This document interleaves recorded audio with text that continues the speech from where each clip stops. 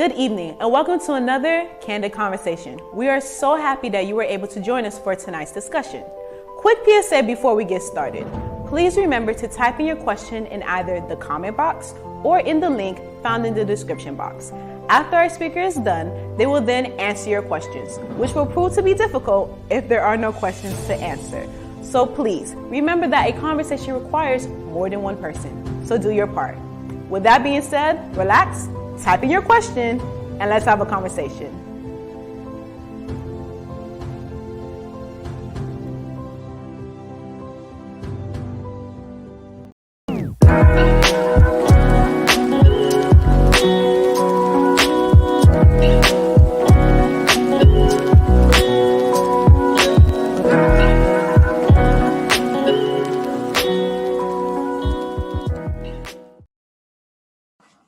Hi everyone, it's episode 12. Welcome to episode 12 of Candid Conversations.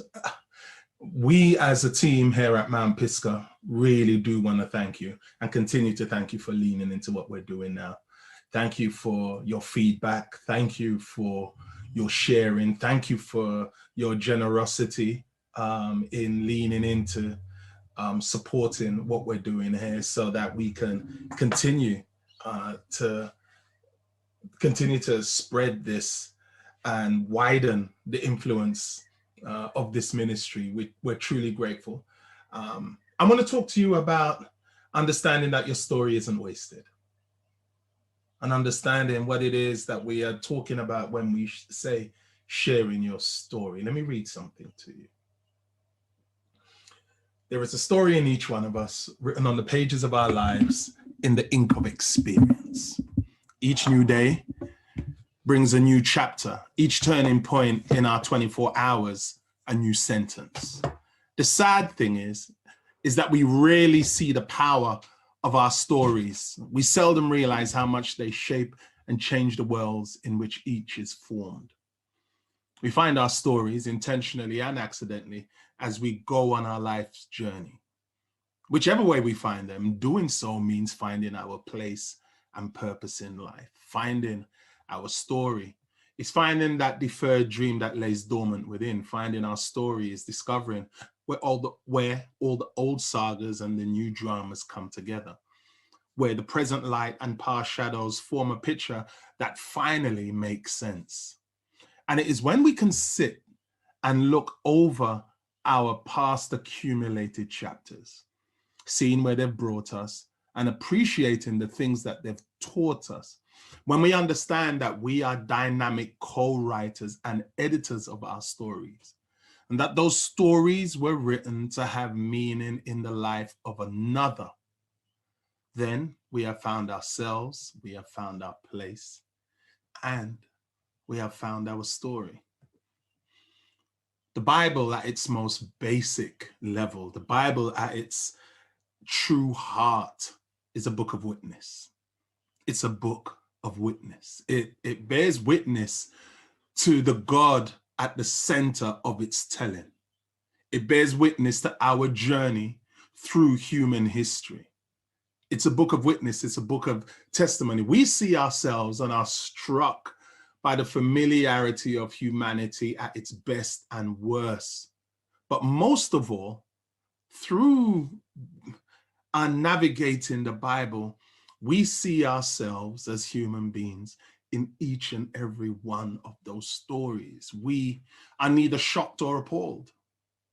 We are neither shocked or appalled. Our constant surprise, our constant surprise is seeing so much of our naked humanity laid bare in a book that is supposed to be a holy text.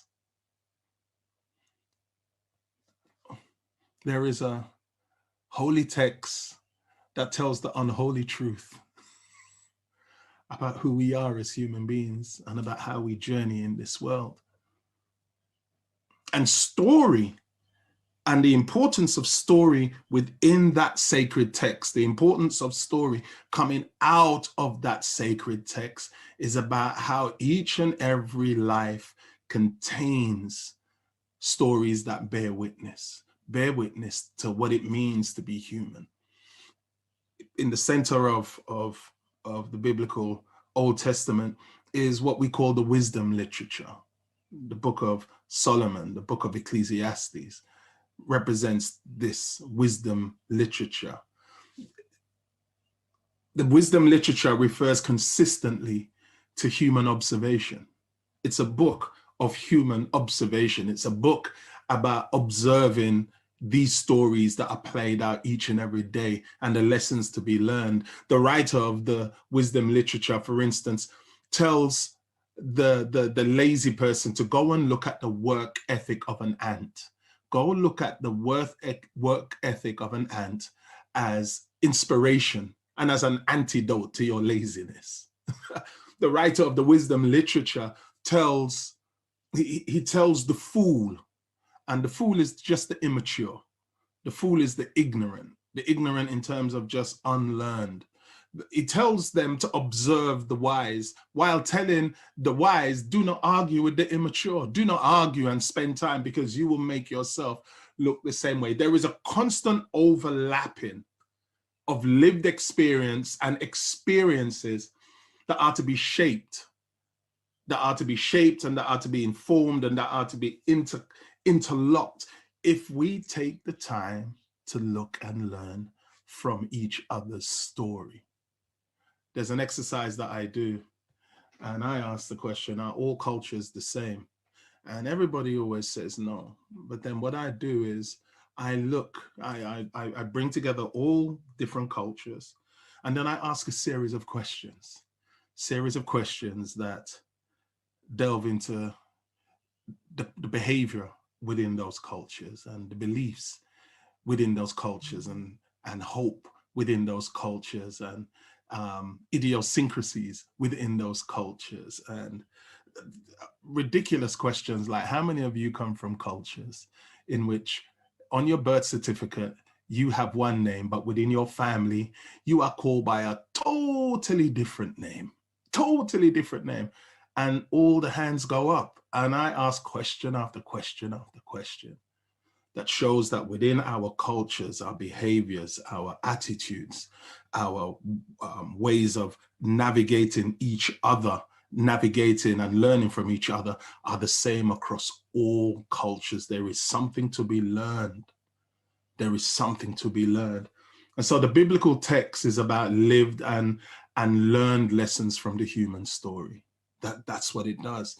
It tells these stories. It's about seeing our best and seeing ourselves at our best and worst, and seeing how we overcame, and seeing that we didn't overcome, and delving into the questions of, well, why? Why is it that they just continue to be who they are? And seeing that type of heart and seeing that type of attitude just played out in today's news, in our families today, in our communities today, on social media, and all of the places that we observe people's stories. At its heart, at the heart of it all, it is bearing witness also to the consistent and the persistent presence of God. That is the real gem in the heart. At the heart of all of our upheaval and who we are, God is found in the center of it, consistently and persistently. He is neither put off or put out by who we are as human beings. He stays walking alongside us. And there are stories after stories after stories that bear witness to that. There are no wasted stories in God's economy, because there are no wasted life. There is no wasted life in his economy. Why? Because story and life are the same thing. Story is life. Story is life. When you share your story, what you are doing is you're sharing your life. You're sharing your journey. You're sharing your thoughts. You're sharing your fears. You're sharing your hopes. You're sharing your dreams in the sharing of your story. It's so interesting that people will give you things and you feel nice about what they give you, but then after a while you forget it. But you know, when somebody's life crosses your life and they pour a story from their journey into your story, into your journey, you know, you never forget that. You never forget what they said. You never forget how you felt when they told you. The pouring of story into each other is actually the pouring of life, and life attracts life, attracts life. There are no wasted stories, because story is life, and there are no wasted lives or lives that are deemed unredeemable. Not in God's economy. Every life is redeemable if that life chooses to be so. So when you read the biblical story, you read the New Testament story, the story of the woman. The Bible calls her a woman with the issue of blood, but she has a consistent period. She bleeds constantly. She's been hemorrhaging for 12 years. The story of the woman who hemorrhaged for 12 years. And then here's that Jesus is passing by, and she joins the crowds that are around him. And she doesn't touch his physical body. The story says that she just touches his clothes. She touches his clothes and is healed.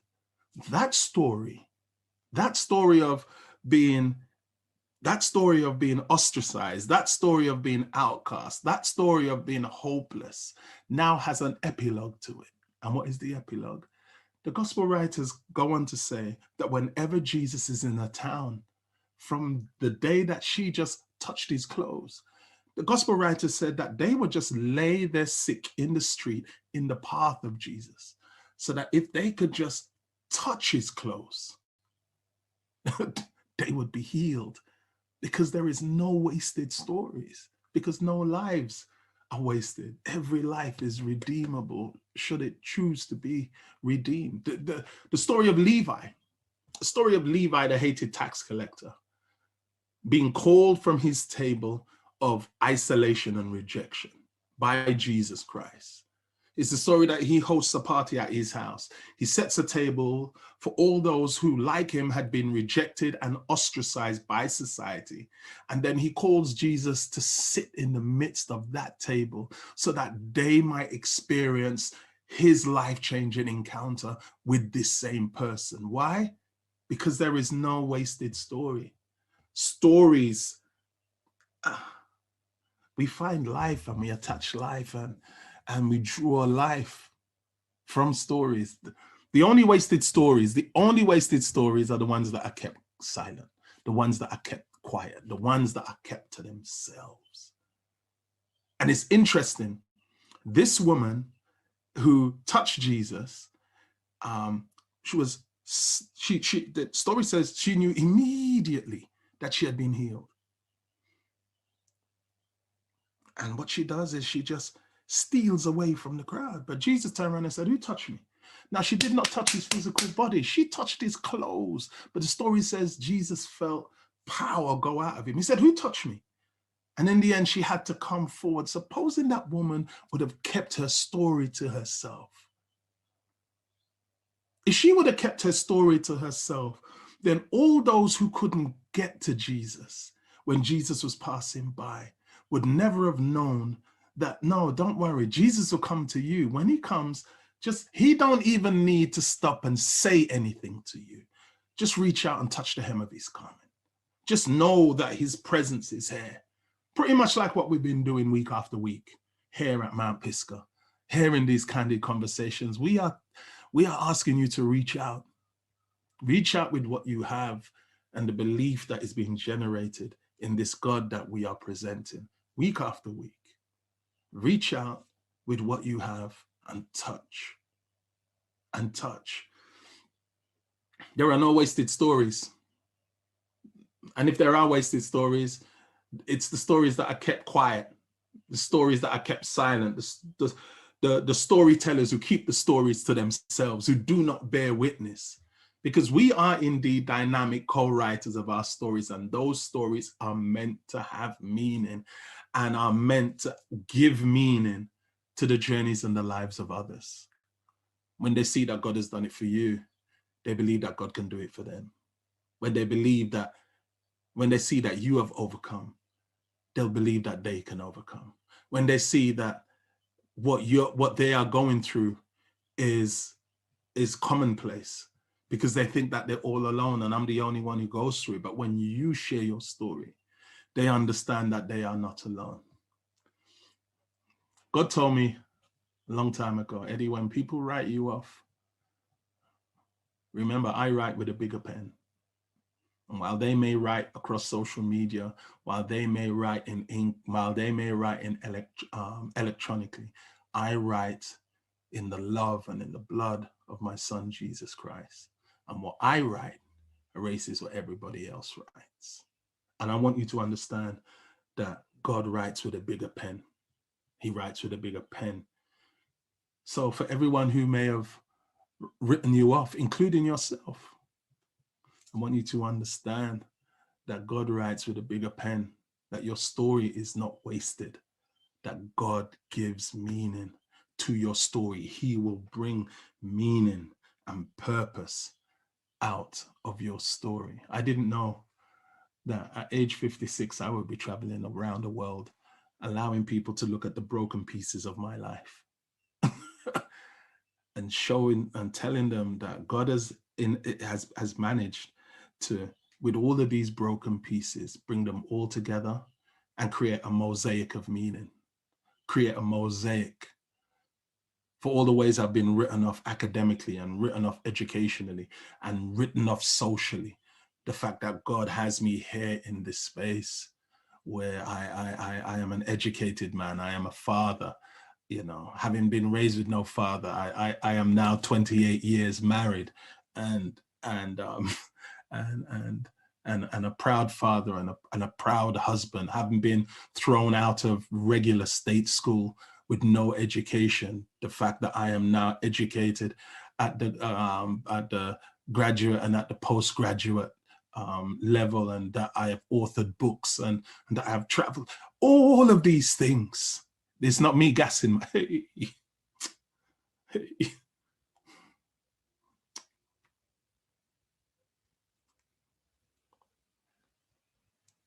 It's not me gassing myself. It's just me telling you that God writes with a bigger pen.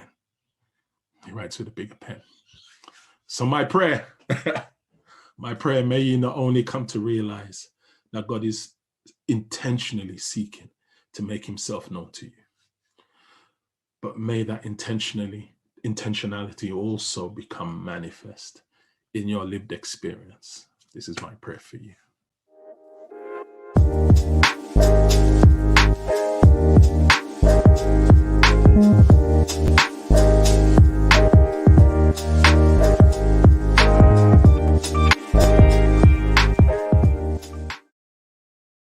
I'm always glad for that break. I'm always glad for that pause. Give you a moment to pull yourself together. We've got two questions come in. One is, how do you know when your story is ready to be shared?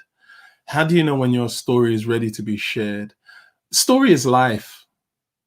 You know, it's not everything in your life that you're going to share. You know, it's like social media. You know, people post across social media, and there are two types of stories that are shared on social media. There's the one story that you say, you look at it and it's a difficult story and it's a heartfelt story, and you're like, oh, I really felt inspired by that. I really felt, encouraged by that. And then there's another story that somebody will share and you're like, oh, man, come on, man, we didn't need to know all of that. Figure out the parts of your life, you know, that you want to share with others. Figure out the parts of your journey, you know, and understand the difference between sharing your story and sharing your business. You know, understand the difference. The illustration that I just gave is the difference between sharing your story and sharing your business.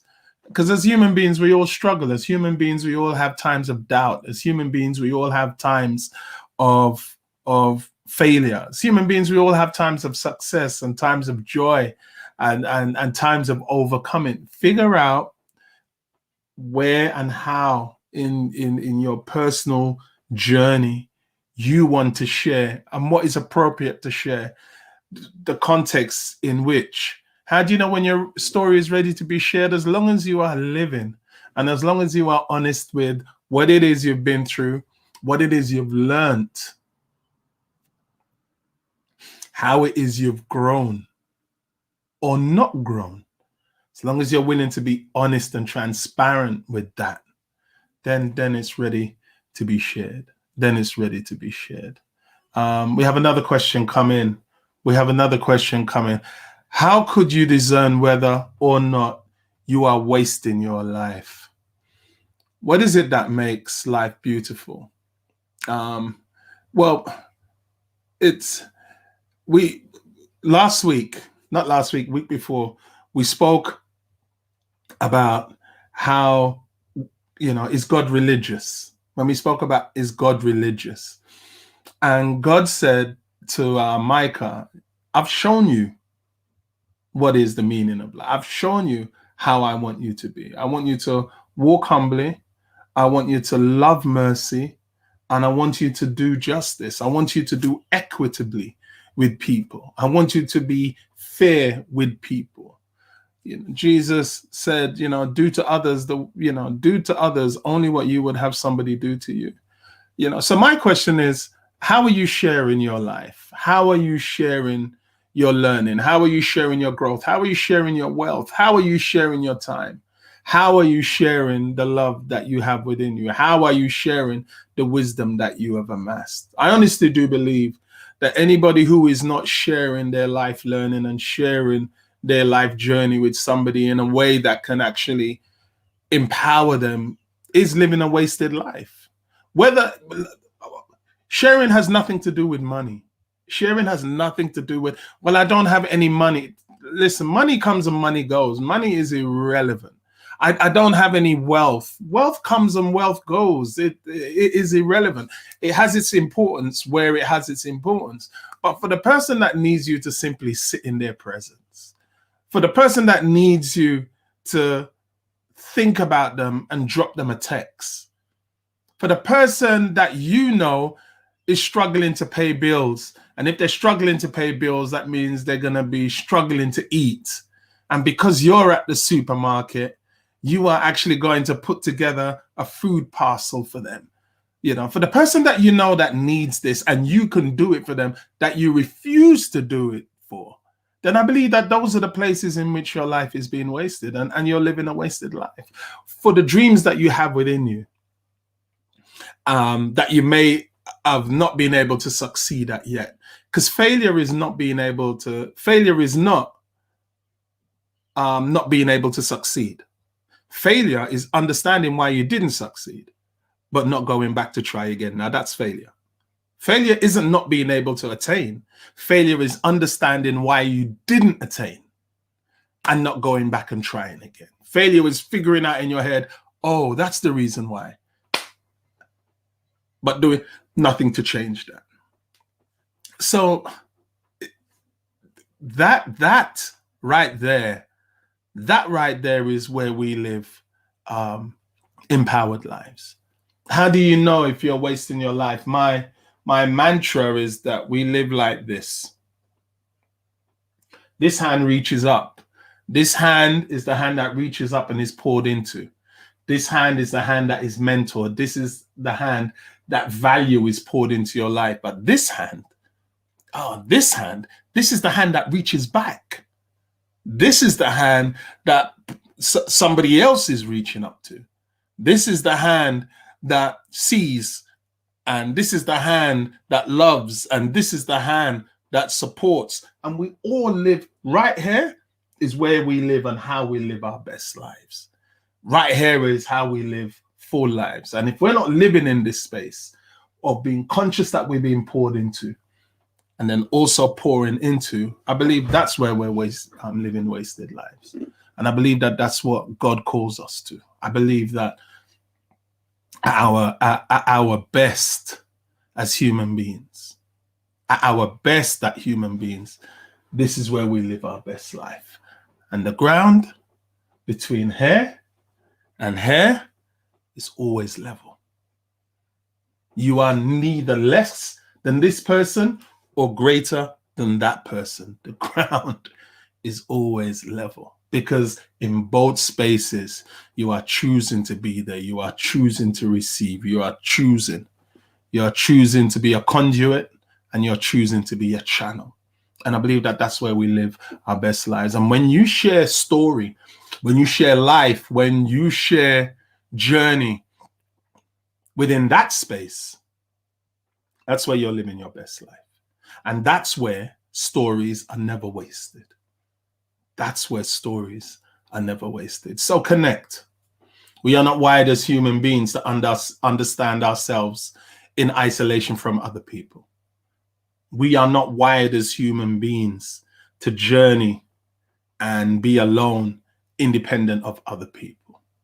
As good as social media is, if social media is not driving us to physical, actual connection with other human beings, then social media is creating a false understanding of what it means to be alive as a human being. As good as it is, and as much as I'm reaching you here, as much as I'm speaking to you here, if somehow this here doesn't lead to this here, then we're robbing ourselves of really understanding, sitting in each other's presence, seeing each other, hearing each other physically in real time. I don't believe there are any real wasted stories. The stories that are wasted are the stories that are not shared. The experiences that are wasted are the experiences that are not shared, so somebody else can benefit from your journey. Listen, continue to journey with us. Continue to lean in. Continue to share. You can this video here that I've shared with you.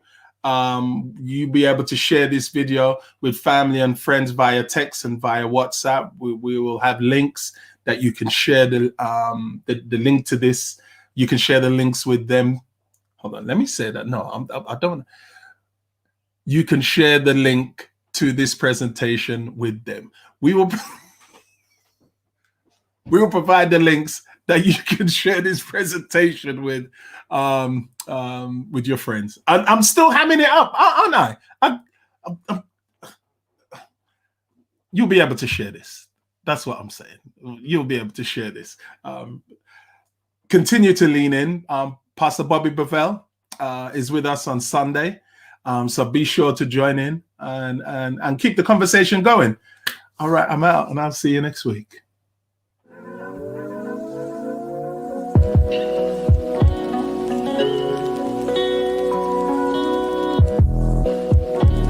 Thank you for joining us for tonight's Candid Conversation. Please be sure to subscribe to our YouTube channel, as well as click the bell notifications so that way you are notified every time we go live or post a video. Have any questions, comments, thoughts? Be sure to click the link found in the description box and let us know what's good. And as always, ain't no judgment on this side. Also, be sure to follow us on all of our social media platforms so that way you stay in the know every time something is happening here at Mount Pisgah. As always, see you next time.